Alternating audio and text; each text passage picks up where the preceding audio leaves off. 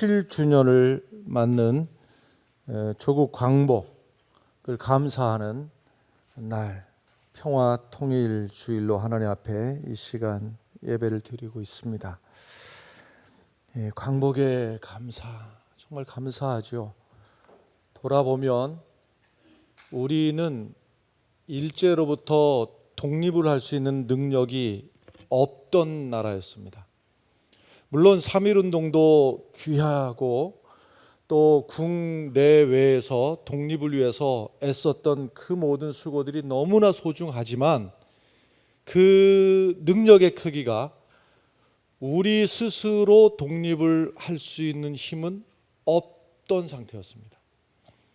뿐만 아니라 우리는 6.25 전쟁 때 북한 공산군을 이길 수 있는 능력이 우리에게는 없었습니다. 아예 상대가 되지 않을 만큼 우리는 약했습니다. 우리는 아무 가진 것도 없어서 그야말로 전 세계에서 손꼽히는 정말 못 사는 나라였습니다. 그래서 얼마나 불쌍한가 하면 이웃 나라들이 먹을 거 갖다 주고 입을 거 갖다 주고 그래서 그거 구호품 받아가지고 연명하던 나라였습니다. 우리 스스로는 잘 살아볼 수 있는 기회가 없고 방법이 없던 나라였습니다. 그럼에도 불구하고 하나님의 은혜가 아니면 해석을 할 수가 없는 일인데 하나님의 은혜로 일제에서 우리를 해방시켜 주셨습니다. 북한 공산주의로부터 이 나라를 하나님께서는 지켜주셨습니다. 그 극심한 가난으로부터 하나님께서는 이 나라를 건져주셔서 이렇게 복된 나라로 하나님께서 세워주셨습니다. 할렐루야. 그 광복의 그 기쁨을 이렇게 노래를 하는데요. 조만식 선생의 친구요 민족 지도자였던 오윤선 장로님의 아들 작가 오영진 씨가 쓴 글입니다. 나는 완전히 정신분열증에 걸린 것 같다. 두 손이 떨려 조선 독립 만세를 부를 수도 없었다. 사랑에서 안방으로, 안방에서 사랑으로 의미 없이 들락날락하며 혼자 속으로 중얼거리는 것이다. 기쁜 날이 왔다. 기쁜 날이. 너도 나도 다 같이 기뻐해야 한다. 만나는 사람마다 붙잡고 악수하자. 나는 희죽희죽 웃었고 만나는 사람마다 끌어안다시피 악수했다. 평양시에서 멀리 떨어진 곳에서부터 만세 소리가 들려오기 시작하더니 점점 도시로 파급되어 왔다. 온 도시가 만세 소리에 뒤덮이게 되었다. 그날 밤이 지난 새벽에 평양 신사가 불에 탔다. 일본 제국주의의 상징이고 한국교회를 박해하던 상징인 평양 신사가 불에 탔다. 길거리에 쏟아져 나온 사람들은 저마다 만세 소리를 외쳤다. 어떤 중년 남자는 생각 없이 일본 전투모를 쓰고 나왔다가 사람들에게 봉변을 당했다. 생각 없는 어떤 여성은 일본 몸빼바지를 입고 돌아다니다가 핀잔을 받았다. 만나는 사람마다 얼싸안고 만나는 사람마다 대한독립 만세를 불렀다. 이따금 장정을 실은 트럭이 대한독립 만세를 부르며 평양 거리를 질주했고 그 소리를 듣는 사람마다 이에 화답하여 대한독립 만세를 외쳤다. 태극기가 온 도시 안에 만발하게 되었다. 그날 1945년 일제로부터 독립되던 그날의 감격을 기록하고 있습니다. 1945년 8월 15일은 하나님께서 우리 민족에게 마치 저 바로의 앞제 밑에서 애굽 땅에서 신음하던 이스라엘을 하나님의 전적인 은혜로 하나님의 전적인 권세로 저들을 출애굽하게 하신 것처럼 우리 스스로의 힘으로는 도저히 이룰 수 없는 꿈에도 꿀 수 없는 민족 해방을 하나님의 선물이요 하나님의 은총으로 이 나라를 일제로부터 해방시켜 주신 줄로 믿습니다. 1910년 8월 23일 우리나라가 일본의 강압에 의해서 한일 합방의 조이남으로 그때부터 나라 잃은 백성이 되었고, 해방되기까지 36년 동안 슬픈 역사에 주권 없는 민족이 되었습니다. 땀 흘려 지은 농산물은 공출로 착취당했고, 아버지는 보국대, 형님은 징용으로 전쟁터에 총바지로 나가게 되었고, 누님은 정신대로 끌려가서 위안부가 되고, 이름도 성도 뺏기고 창씨개명을 하였으며, 나중에는 말도 뺏기고 글도 뺏기고 민족 혼이 말살당할 뻔한 위기에 있었습니다. 애국자는 감옥으로 가고 지식인들은 조국을 등지고 망명하고, 남은 백성은 생존의 권리마저 잃고 박해, 빈곤, 서름에 그야말로 죽지 못해서 하루하루를 살았던 날이었습니다. 교회당 안에는 일본 귀신을 들여놓고 절을 해야만 됐고, 이처럼 비참한 상황 속에서 해방이 되었으니 얼마나 감사하고 기쁜 날이었겠습니까? 더군다나 해방되기 바로 다음 날 8월 17일에 민족과 교회 지도자들을 무수히 죽일 계획을 일제는 세우고 죽이려고 하였으나 8월 15일 해방되게 하심으로 하나님이 배후에서 역사를 운전하고 계심을 보여주셨습니다. 여러분, 이 나라의 해방은 하나님의 전적인 은혜요, 하나님의 전적인 역사였습니다. 할렐루야. 그러나 광복의 기쁨도 잠시, 광복되자마자 이 나라는 분단이 되었고, 남쪽에는 미군이 지배하고 북쪽에는 소련군이 지배했습니다. 우리가 동의한 적이 없습니다. 강대국에 의해서 남쪽이 미군의 지배당한 것뿐이고 북쪽은 소련의 지배당한 것뿐입니다. 우리가 그렇게 해달라고 한 적이 없어요. 이렇게 나뉘었던 나라가 두 동강이 나서 오늘까지 오게 되었어요.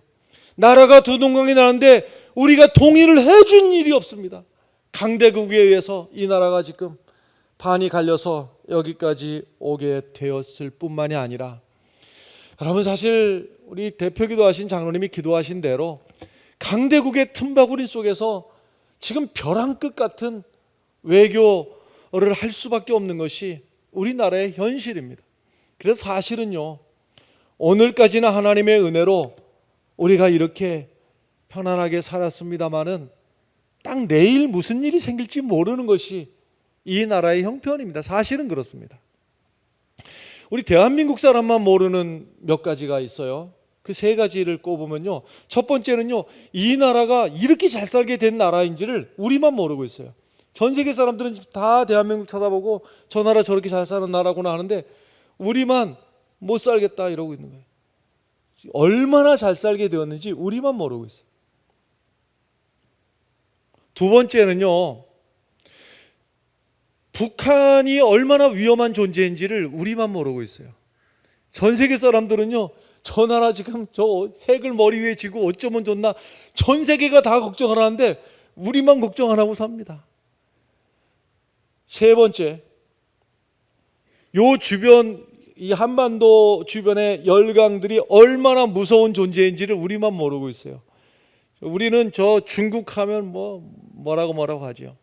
방송 나갈까봐 제가 뭐라고 못하겠는데, 일본 뭐라 하죠. 만만하게 여깁니다. 일본 우습게 여기고요, 중국 우습게 여기는데, 아니 세계 경제의 2, 3위 이렇게 되는 나라들입니다. 우리나라만, 세계에서는 다 이 나라들 대단하게 하는데 우리만 우습게, 중국, 일본 우습게 합니다. 지금 말이죠, 내일이라도, 아니 오늘 밤이라도 우리가 이러한 역학구조 속에서 우리가 한 번만 삐끗하면은요, 이 나라 운명이 어떻게 될지 알 수 없는 나라가 이 나라이고, 오늘 밤이라도 무슨 일이 생길지 모르는 나라가 지금 이 한반도 형국입니다. 반면에 이 나라가 얼마나 위대한 나라로 하나님 앞에 쓰임받을지도 몰라요. 말하자면 제일 큰 강대국 미국과 중국이 있습니다마는 서로 우리나라가 중간에 말이죠, 지렛대 역할을 해서 세계 전쟁이 일어날 것을 우리나라가 중재를 해가지고 그것이 안 일어날 수도 있고, 싸움이 일어날 것이 우리 때문에라도 우리가 그렇게 쓰임받을 수 있는 귀중한 나라일 수도 있어요. 내일이 불안할 수도 있고 내일이 위대할 수도 있어요. 이 중차대한 상황에서 우리는 지금 하나님 앞에 서 있는 것입니다. 이 상황을 염두에 두고 오늘 말씀으로 돌아가서 이 말씀이 오늘 우리들에게 주시는 하나님의 말씀을 받으시길 바랍니다. 1절의 말씀이 이렇게 되어 있습니다. 여호와의 영이 오뎃의 아들 아사랴에게 임하심에. 아사랴 선지자가 등장을 합니다. 아사랴 선지자의 입을 통해서 하나님의 영이 그에게 임해서 유대 나라와 아사 왕에게 주셨던 이 말씀이 오늘도 우리들에게 주시는 말씀으로 받으시기를 바랍니다. 계속 2절 말씀 보면 이렇습니다. 그가 나가서 아사를 맞아 이르되 아사와 및 유다와 베냐민의 무리들아 내 말을 들으라. 너희가 여호와와 함께하면 여호와께서 너희와 함께 하실지라. 너희가 만일 그를 찾으면 그가 너희와 만나게 되시려니와 너희가 만일 그를 버리면 그도 너희를 버리시리라. 지금 아사랴 선지자가 아사 왕과 백성들을 나가서 맞이했다고 그랬는데요. 앞에 14장에서 이어지는 겁니다. 앞에 14장에서 무슨 일이 있었는가 하면 유대 나라하고 구스 사람 세라와 전쟁이 일어났는데 전쟁의 상황은요, 상대가 안 되는 전쟁이었습니다. 무조건 이 편이 지고 유대 나라가 지고 저쪽이 이기는 전쟁이었습니다. 조건이 그랬고 상황이 그랬습니다.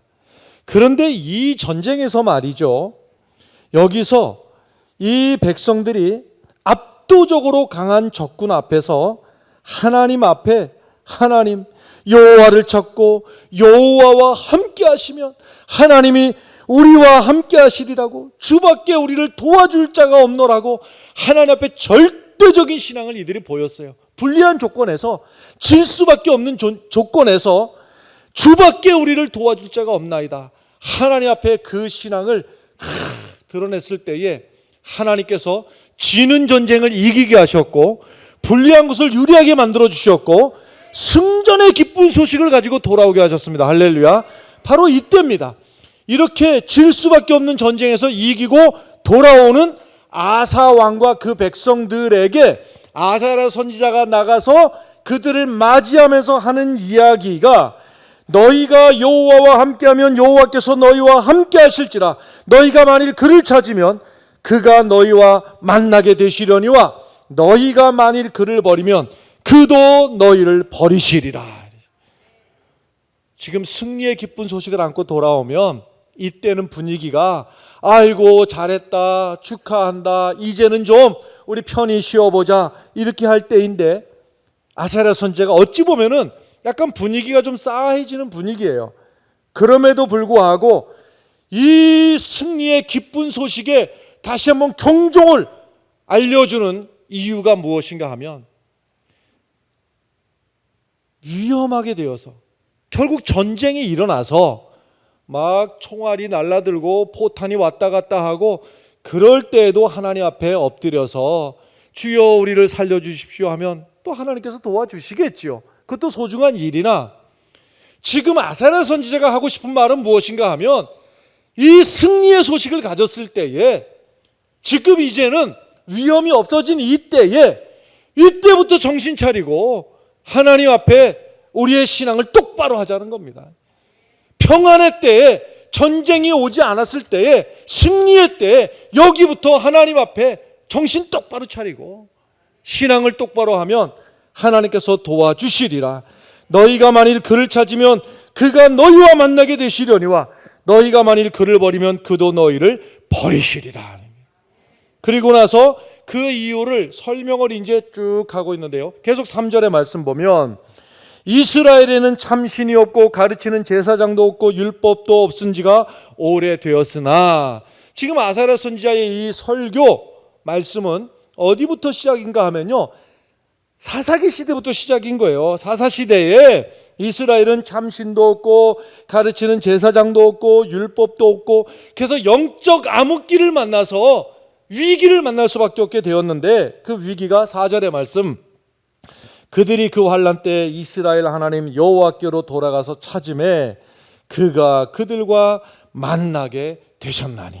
그 위기 때, 사사시대에 하나님을 떠나서 자기들 마음대로 살다가 위기를 만났는데, 그때도 최고 찾았더니 그럼에도 불구하고 하나님께서 그들을 만나 주셨고 위기에서 건져 주셨는데, 문제는 그 환난 때가 지나고 나면은 다 소용없어지더라는 거예요. 또다시 하나님을 떠나고 또다시 우상을 섬기고 또다시 예전 생활로 돌아가고. 그래서 5절 말씀이 그 내용인데, 그때에 온 땅의 모든 주민이 크게 요란하여 사람의 출입이 평안하지 못하며 그랬어요. 하나님 앞에 주여 하고 부르짖었더니 하나님이 그래 하고 도와주셨는데, 그때 잠깐뿐이고 다시 먹고 살만해지게 되니까는 또 하나님을 잊어버리고 또 하나님을 떠난 결과가 온 땅의 모든 주민이 크게 요란하게 되고 사람의 출입이 평안하지 못하게 되고, 그리고 나서 드디어 전쟁이 일어나는 것이지요. 6절의 말씀 보면 이 나라와 저 나라가 서로 치고 이 성읍이 저 성읍과 또한 그러하여 피차 상한 바 되었나니 이는 하나님이 여러 가지 고난으로 요란하게 하셨습니다. 나라와 나라와 성읍이 서로 치는 전쟁에 여기까지 오게 되는 이유가 왜 그러느냐? 하나님이 은혜를 베풀어 주셨을 때 그 은혜를 좀 제발 잊어버리지 아니하고 그 은혜를 기억하고 여전히 하나님 앞에 신실된 신앙으로 살아가면 좋겠는데, 조금 살만해지면 하나님 떠나고 조금 괜찮아지면 하나님 잊어버리고 이러면 또다시 이런 어려움이 오지 않겠느냐, 이 설교를 하고 있는 겁니다. 결론적으로 아사랴 선지자가 아사 왕에게, 유다 백성들에게, 그리고 오늘 우리들에게 주시는 결론의 말씀이 무엇인가 하면 7절의 말씀입니다. 7절의 말씀은 우리 다 같이 또박또박 하나님이 내게 주시는 말씀으로 받으면서 함께 읽겠습니다. 그런즉 너희는 강하게 하라. 너희의 손이 약하지 않게 하라. 너희 행위에는 상급이 있음이라 하니라. 아멘. 너희 행위에는 상급이 있을 것이다. 너희는 강하게 하라. 너희의 손이 약하지 않도록 해라. 하나님께서 건져주셨을 때 그것을 잊지 아니하고 하나님의 은혜를 잊어버리지 아니하고 뺏기지 아니하고 기억하고 감사하고 그 하나님의 은혜 안에서 너희의 손이 약하지 않게, 무슨 말씀인가 하면 하나님께서 기뻐하시는 일에 우리의 손이, 우리의 온몸이 애를 써서 할 수 있는 최대한 하나님께서 일제로부터 건져주신 이 은혜 안에서, 공산주의로부터 하나님께서 우리를 건져주신 이 은혜 안에서 잊어버리지 말고, 우리가 하나님께서 이렇게 이 나라를 복되게 하셨으면 우리가 해야 될 일은 애를 쓰고 열심을 다해서 손이 약해지지 않도록 아주 힘써 하나님 기뻐하시는 그러한 민족이 돼야 될 것이다. 너희 행위에는 상급이 있으리라. 아니, 하나님이 이 나라를 이렇게 복되게 하셨는데 상급이 있으리라는 것은 하나님이 주실 더 큰 축복이 또 있다고 하는 거예요. 할렐루야. 여러분, 평안할 때 평안하다 하는 것은 거짓 선지자들이 하는 거짓된 예언입니다. 여러분이 이때가 하나님 앞에 이 하나님의 은혜를 빼앗기지 않도록 우리가 두려운 마음을 가지고 하나님 앞에 주님을 기쁘시게 하는 일에 열심을 다하는 주의 성도들과 이 나라와 이 민족이 되시기를 간절히 바랍니다. 8절의 말씀으로 넘어가서요. 아사가 이 말고 선지자 오댓의 예언을 듣고 마음을 강하게 하여, 여기서 오댓의 예언을 듣고 하는 것은 오댓의 아들 아사랴인데 그것이 생략된 겁니다. 여전히 아사랴의 예언입니다. 그 예언을 듣고 마음을 강하게 하여 가증한 물건들을 유다와 베냐민 온 땅에서 없애고, 또 에브라임 산지에서 빼앗은 성읍들에서도 없애고, 또 여호와의 낭실 앞에 있는 여호와의 제단을 재건하고. 할렐루야. 아사 왕이 이제 전쟁에서 이겼으니 이제는 됐다, 이제는 마음 놓고 살면 된다, 이러지 않았어요. 전쟁에서 승리하고 돌아왔는데 하나님 앞에 진실돼야 됩니다. 이 선지자의 말을 듣고, 그래, 이제라도 우리가 더욱더 하나님을 기쁘시게 하자.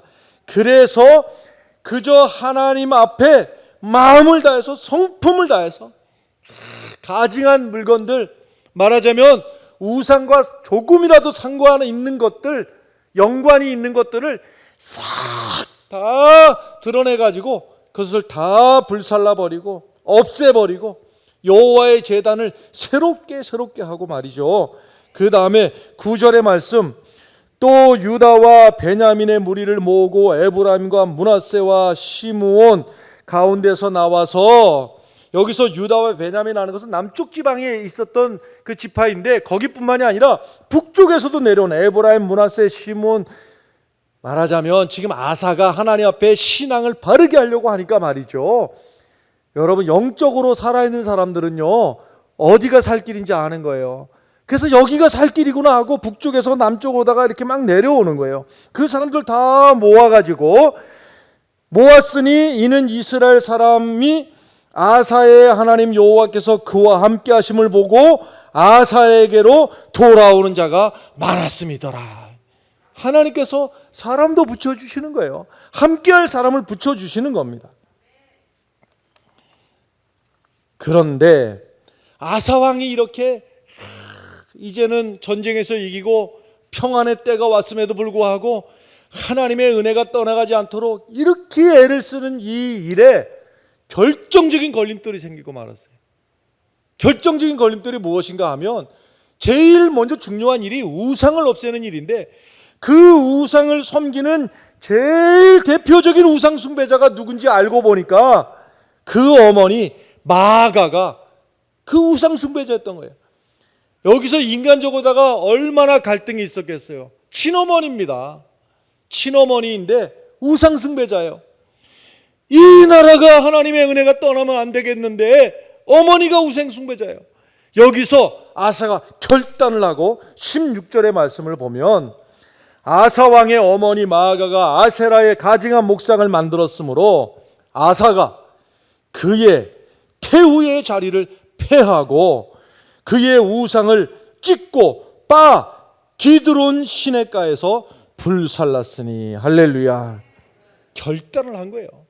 육신의 어머니일지라도 이 나라가 사는 길은, 이 민족이 사는 길은 하나님 앞에 절대로 타협하지 않고 절대적인 신앙을 가지고 하나님을 의지하는 수밖에 없다.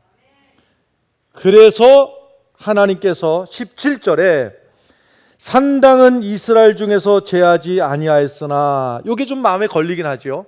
산당은 이스라엘 중에서 제하지 아니하였으나 아사의 마음이 일평생 온전하였더라 이랬습니다. 말하자면 이런 것 같습니다.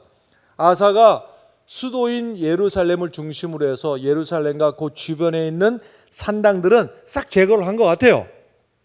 근데 그 행정력이 닿지 않는 저 지방 곳곳마다 있었던 산당, 산 위에 여기저기다가 우상을 섬기기 위해서 만들어 놓은 그 산당들 말이죠. 그것을 멀리까지 싹 없애지는 못했던 것 같아요. 그러나 아사의 마음이 일평생 온전하였더라 이렇게 하나님 앞에 인정을 받는 것을 보면, 아사로서는 최선을 다해서 했으나 여전히 삶의 곳곳에 여기저기에 산당들은 남아 있었다라고 하는 그러한 상황인 것 같습니다. 오늘 우리가 신앙생활 하는 데 있어 가지고 예배당에다가 일장기를 누가 어거지로 달라고 강요하는 일본 순사가 우리에게 있지도 않습니다. 그러나 여전히 산당이 여기저기 남아있는 것처럼 예수님을 믿는 자식을 욕하는 부모나 또 형제나 교회에 다니는 아내를 반대하는 남편과 시어머니도 여전히 존재하고 있는 것이 사실입니다. 영적 싸움이 우리의 삶의 자리에서 곳곳에서 여전히 남아 있다고 하는 사실입니다. 기독교인임을 고백하면 총으로 쏠 것이고, 예수를 부인하면 쏘지 않겠다고 공산군이 오늘 우리가 교회 다니는데 우리에게 총칼을 들고 협박을 하지는 않습니다. 그러나 주일을 지키기 위해서 애를 쓰는 중에 그 주일 하루 하나님 앞에 그 시간을 내기 위해서 여전히 눈치를 봐야 되는 상사가 있는 것도 사실이고, 뭐 그 정도뿐만이 아니라 엿새 동안에 삶의 자리에서 사실 예배 마치고 성도들 막 돌아가는 거 보면서 어떨 때는요 마음이 울컥할 때가 있어요. 어떤 삶의 자리에서, 직장에서 어떤 판단을 해야 되는 엿새 동안의 삶의 자리에서 목사님이 가서 도와줄 수도 없고 또 장로님이 옆에 계시는 것도 아니고, 그런 자리에서 정말 처절하게 신앙을 지키기 위해서 가정에서, 직장에서 때로는 억울한 소리도 듣고, 때로는 말이죠 손해도 감수해 가면서 그 신앙을 지켜가는 그 성도들을 생각을 할 때 참 가슴이 먹먹할 때가 많이 있습니다. 여러분, 그러나 이 때에 우리의 삶의 자리에서 믿음의 방패를 굳게 잡고 구원의 투구를 쓰고 성령의 검으로 갖추어진 용사로서 주님 오시는 그날까지 우리의 신앙을 지키다가 하나님 앞에 서게 되는 우리 성도들이 되시기를 간절히 바랍니다. 오늘 그 15장의 말씀을 우리가 다 읽었습니다만은 전체가 세 단락으로 이렇게 되어 있죠. 말하자면 8절 앞에 이렇게 동그라미 이렇게 되어 있으면 단락이 7절까지가 끊어지는 거잖아요. 그래서 세 단락으로 되어 있습니다. 근데 끊어질 제 마지막에 보면요, 이렇게 이제 아사랴의 하나님의 말씀을 애틋하게 전했던 이 말씀을 아사 왕이 그대로 다 수용을 했어요. 그리고 백성들도 그대로 다 하기로 모두가 다 만장일치로 합의를 했어요. 그럴 때에 하나님께서 승리로 끝나는 것이 아니라 승리를 안고 돌아왔던 이 나라에게 하나님은 복의 복을 더하시는데요, 이 단락이 끝날 때마다 주시는 하나님의 축복을 한번 보시면 이렇습니다. 7절 끝은 이렇게 됩니다. 너희 행위에는 상급이 있음이라. 할렐루야. 그 다음에 또 보면요, 15절 마지막은 또 이렇게 결론이 납니다. 15절 끝은요, 그들의 사방에 평안을 주셨더라. 할렐루야. 그 다음에 19절 마지막은 어떻게 됩니까? 다시는 전쟁이 없으니라. 여러분, 이 축복이 우리의 것이 되기를 바랍니다. 하나님께서 이 민족을 회복시켜 주신 것, 일제로부터 해방시켜 주시고 공산주의로부터 지켜주시고 그 극심한 가난으로부터 이 나라를 회복시켜 주신 그 은혜를 우리가 잊지 아니하고 하나님 앞에 서게 되면 말이죠, 하나님께서 우리에게 주실 은혜가 이러하다고 하는 겁니다. 작년까지가 세계 경제 순위 우리나라가 11위였습니다. 캐나다가 10번째고 우리나라가 11번째였습니다. 이제 연말이 지나면서 바뀌었어요. 우리나라가 10번째고 캐나다가 11번째입니다. 캐나다, 어휴, 저렇게 잘 사는 나라, 우리는 저런 나라 언제 구경이나 한번 가볼까? 근데 캐나다가 11번째고 우리가 10번째라니까요. 여러분, 하나님의 은혜로 오늘 우리가 여기까지 살고 있다는 사실을 잊지 마시기 바랍니다. 전쟁도 하나님이 건져주시고 일제로부터 건져주시고 우리가 이마만큼 먹고 살면서, 그러나 말이죠, 우리가 마음과 성품과 힘을 다해서 우리의 삶의 자리에서 정신 똑바로 차리고 살아야 됩니다. 이때 믿음의 사람들의 그 믿음을 보시고 하나님께서 이 민족을 지켜주시는 것입니다. 전체가 아니에요. 하나님 앞에 엎드려 기도하는 믿음의 사람들의 그 기도를 보시고 하나님께서는 이 나라를 지켜주시는 것입니다. 마치 사도 바울이 자기 동족을 위해서 애끓는 고백을 한 것처럼 로마서 9장 3절 나의 형제 곧 고륙의 친척을 위하여 내 자신이 저주를 받아 그리스도에게서 끊어질지라도 원하는 바로다. 여러분, 이 심정을 가지고 우리가 하나님 앞에 기도하는 성도들이 되시기를 간절히 바랍니다. 지금 말이죠, 오히려 경제적으로 잘 살게 되면서 이 나라가 하나님 앞에 버림받지는 않을까 두려운 마음도 사실 드는 것도 사실입니다. 한편으로다가는 경제적으로다가는 잘 살게 되었다 하나 조금만 돌아서 보면은요, 온갖 구석구석마다 이 나라에 죄악된 것이 얼마나 많이 있는지 몰라요. 여러분, 이 나라를 하나님께서 은총을 베풀어 주셔서 우리가 지금은 통일하면은 언제 그날이 오나, 또 통일하면 또 비용은 많이 들지 않겠나, 또 그게 저절로 되겠나. 아니, 지금까지 우리 역사 속에서 우리 맘대로 우리 뜻대로 한 게 뭐가 있습니까? 하나님의 은혜로 오늘까지 왔다면 어느 날 하나님이 역사하시면 하나님의 은혜 안에서 평화 통일도 머지않아 오리라고 저는 확신합니다. 그날이 언제 옵니까, 여러분? 미국이 선물로 싸다가 이렇게 가져다 주는 것도 아니고 어느 날 우연히 오는 것도 아니고 전능하신 하나님 앞에 기도하면 하나님께서 이 나라를 통해서 이 마지막 시대에 가장 위대하게 사용하시는 이 나라로 삼아 주실 줄로 믿습니다. 그러나 말이죠, 분명히 내 집은 만민이 기도하는 집이라 하셨는데 기도하는 사람이 없다면 나라가 망하게 될 것입니다. 여러분, 정치인 때문에 나라가 망하는 게 아니고, 아니 혹시 오해하실까 봐, 정치인들이 그냥 아무렇게나 해도 된다는 뜻이 아닙니다. 그 뜻이 아니라, 기업인들이 아무렇게나 해도 된다는 뜻이 아니라 제일 중요한 것이 무엇인가 하면 정치인들 때문이 아니고 기업인들 때문이 아니고 말이죠, 경제가 조금 어려워도 이런저런 문제가 있어도 기도하는 백성이 있는 한 하나님께서는 이 민족을 버리시지 않는다는 사실을 믿으시기 바랍니다. 그러나 우리의 기도가 닫히면, 하나님께서 하늘의 문, 역사의 문을 닫으시면 정치인이 애를 쓰고 기업인이 애를 써 본다 한들 무슨 소용이 있겠느냐 말입니다. 여러분, 일찍이 나라 사랑의 생애를 바쳤던 도산 안창호 선생이 이런 말씀을 하셨어요. 우리나라를 망치게 한 것은 일본이 아니요, 이완용도 아니요, 그것은 바로 나 자신이요. 내가 왜 일본으로 하여금 내 조국 안방을 차지하게 하였으며 이완용으로 하여금 조국을 팔도록 내버려 두었소.